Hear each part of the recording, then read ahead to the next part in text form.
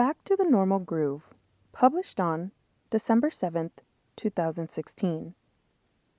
I've been having difficulty getting back into the groove of my blog after doing Bovember. I wrote every day last month, and now I'm having a hard time coming up with ideas of what to write about at least 3 times a week. It doesn't help that my mind feels cluttered and overwhelmed with to-dos. I don't know why I feel that now that Bovember has ended, I can't share my successes and obstacles with you like I always have. I find myself asking, what is wrong with me? I'm wondering if anything has changed. And then I remember that a lot has changed. I know I've already mentioned that I'm taking on the stay-at-home, work-at-home mom role. I mention it again more for myself than anything else. I need to accept that the way my life looked 3 weeks ago is not how it looks now. Writing helps me with the acceptance part of things. There's plenty of adjustment going on in my life, as well as my family's life. Routine, schedule, tasks, goals, dreams, these are all shifting, or in other words, we are undergoing growing pains. I guess I should speak for myself, because the Nuggets seem to be having a blast so far. And it is here that a realization has happened. I must acknowledge that I don't need to look too far to find what to write about. If my Nuggets are having a blast, then that must mean that I'm handling the growing pains well, right? I sure hope so. What am I doing? I'm trying to take things slow, be kind to myself, and reach out for help. 3 things that are very difficult for me to do. Taking things slow. I've never been good at this. I like to go, go, go. I'm the type to open a box, but never bother with the instructions. I don't want to waste time. I prefer to start building and learn along the way.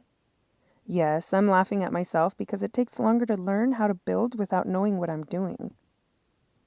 In focusing on taking things slow, I'm giving myself time to learn learn my rhythm of stay-at-home motherhood. I know that this is important not only for me, but for my children. Being kind to myself. I tend to expect a lot from myself. Don't most of us?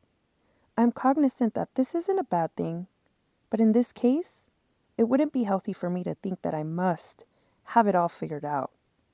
Putting things in perspective helps me lower expectations, which in turn helps me be easier on myself.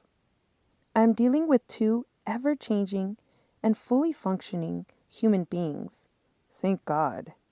I can't possibly expect to have it all under control, like I do in my dream world. To start being kind to myself, I've decided to let go of that dream world. I already feel less clutter in my head, knowing that if we have a bad day, I'm not a failure because it wasn't a great one. I am a great mom. Person, regardless of what kind of day we have. Reaching out for help. A huge part of learning my rhythm has been reaching out to the women in my life who have experienced being at home with their children or working with their children in tow. I'm so grateful for social media because it has helped me not only meet women from different backgrounds, but also because it allows me to engage with these women on a daily basis. They are some of my best friends now, and they help me so much on a daily basis.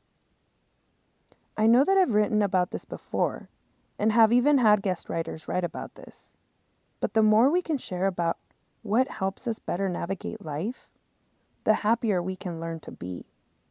With that being said, what one thing helps you feel less stressed on a daily basis? Cheers to having and providing support.